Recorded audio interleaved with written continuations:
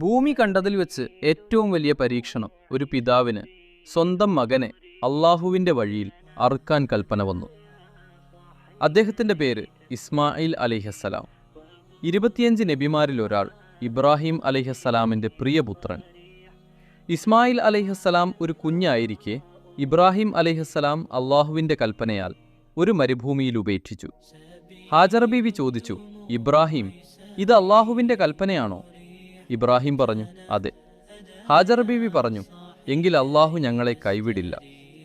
മരുഭൂമിയിലെ കടുത്ത ചൂട് കാരണം ഹാജറ ബീവി വെള്ളം തേടി സഫാ മർവ കുന്നുകൾക്കിടയിൽ 7 തവണ ഓടി. ഒടുവിൽ കുഞ്ഞിൻ്റെ കാൽക്കൽ നിന്ന് സംസം വെള്ളം ഉറവ പൊട്ടി.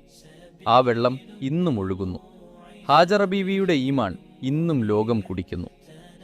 ഇസ്മായിൽ വളർന്നു. ഒരു ദിനം ഇബ്രാഹിം അലൈഹിസ്സലാം തൻ്റെ സ്വന്തം മകനെ അറുക്കണമെന്ന് സ്വപ്നം കണ്ടു. ഇബ്രാഹിം അലൈഹിസ്സലാം മകനോട് പറഞ്ഞു, എൻ്റെ കുഞ്ഞെ, ഞാൻ സ്വപ്നത്തിൽ നിന്നെ അറുക്കുന്നത് കണ്ടു. ഇസ്മായിൽ അലൈഹിസ്സലാം പറഞ്ഞു, ഉപ്പ, അള്ളാഹു കൽപ്പിച്ചത് ചെയ്യൂ.